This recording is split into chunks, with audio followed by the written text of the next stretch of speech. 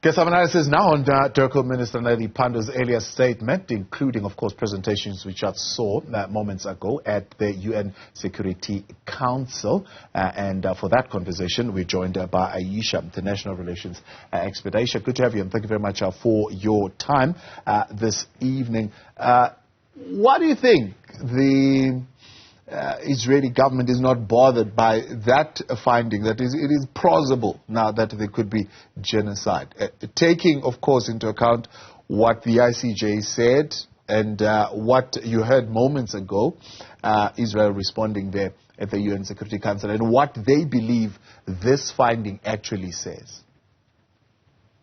Yes, Israel's submission to the Security Council today appears to believe that it doesn't have to stop military operations. But as Foreign Minister Pando has said, Thabo, if the provisional judgment of the ICJ is to be upheld by Israel, it must then inter alia, by definition, stop its military operations in Gaza, must allow humanitarian aid in, etc., etc. So there were 6 provisional measures ruled on by the ICJ last Friday.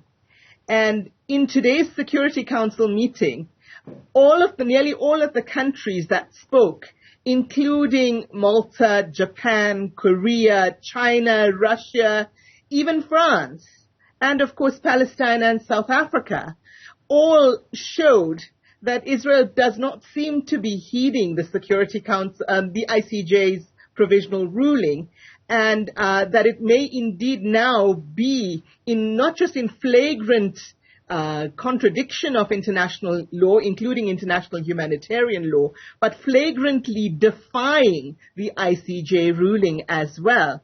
And if that is found to be the case, when the merits of this case are eventually argued and ruled upon, then as Minister Pando said, and as South Africa's representative to the United Nations highlighted today, third countries are now on notice.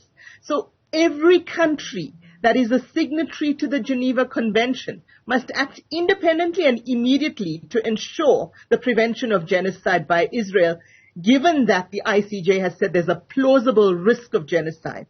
And they must also ensure they're not complicit by aiding, for example, by funding or facilitating military actions, or the withholding of humanitarian aid, which can be deemed plausibly genocidal. Yeah. So the continued refrain is that although this is a UN court, but this is an abuse of process by South Africa, the world looking at that, are they buying that statement that South Africa is just merely abusing the process of the court? I think the Israelis, both civilians and the Israeli leadership, to a large extent do buy into that. Some Israeli supporters, particularly in North America and Western Europe, do buy into that. But by and large, the kind of mobilization we've seen over the past 3, almost 4 months, means that while, I always say justice must be seen to be done, and to an extent justice was seen to be done at least provisionally on Friday, but over the last almost 4 months, injustice has been seen to be done towards the Palestinian people, live streamed to us on our phones, tablets, and computers every day. And many, many people who didn't know what was happening in Palestine, who didn't know the context of occupation for the last 70-odd years, the context of Gaza being an open-air prison or concentration camp, whatever you want to call it, for the last 17, almost 18 years. People now know that and are rising up and advocating for Palestinian freedom and statehood and for their right to self-determination. And that in itself says that Israel's tried and tested and well-worn defense of we are defending ourselves no longer holds much water around the world. Indeed, it doesn't hold, as the ICJ ruled already in 2004 on the question of the apartheid wall, it doesn't hold water for any occupying state, because under international law, an occupying state has very strict responsibilities towards those who are under occupation, which Israel has been observing in the breach over the last 75 years, and certainly has been flagrantly disobeying in both the West Bank and East Jerusalem, but particularly in Gaza, where, as the ICJ has ruled, there's plausibly now a risk of genocide, not only by direct killing, but also by invoking and putting upon a people conditions of life that are not conformable to life. Famine, the threat of disease now, which is widespread, and of course the withholding of humanitarian aid. South Africa's attempt to expose, shall I say, this global governance institution, including other organs of the United Nations, of really having no teeth. I mean, I think that's essentially what they're saying, to say, well, as a small country, South Africa, we've tried all we possibly can at this particular point in time, but it's now really up to you. And if you don't do anything... Absolutely. And South Africa is saying, Minister Pandor said this very blatantly today. She's saying, it's now up to the international community to show whether the rules it itself has put into place after World War II actually mean anything. Do these conventions, I'm quoting verbatim now, do these conventions mean anything, or do we now have a world in which there is open license where you act as you will against any vulnerable group? That's the question that confronts the world now.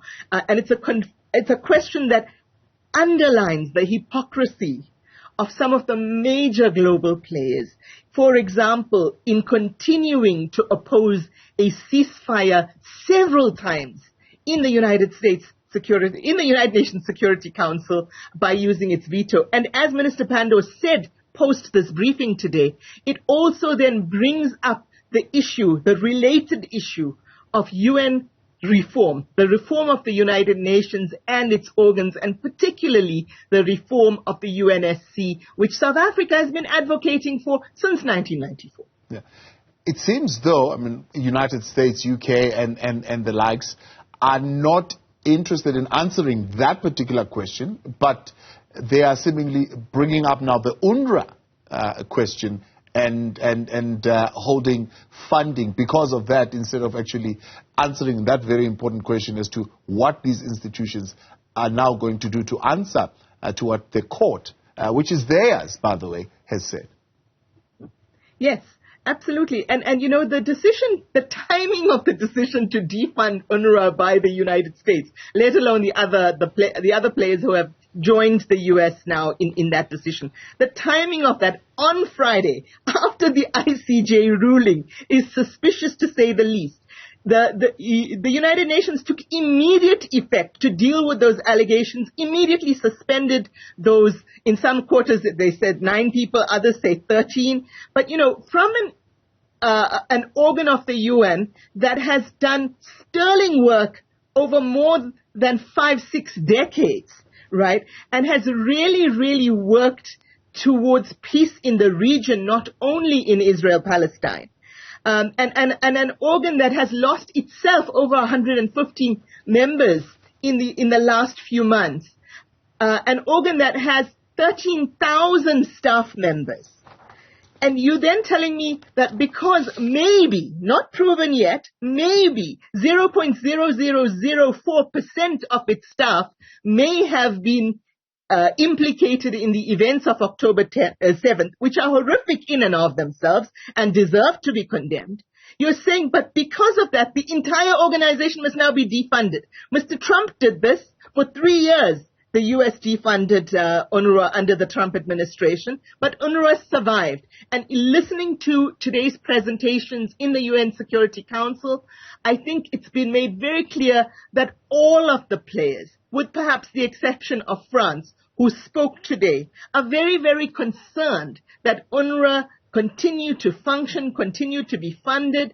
And as Minister Pandor said today, we should be turning to those states that have not traditionally been a large funder of UNRWA to fund it. We should be turning to those organizations, civic organizations, non-governmental organizations around the world and their supporters and members to say, even if you can put aside a minimum amount every month to send to UNRWA for its efforts in Gaza, let's do so.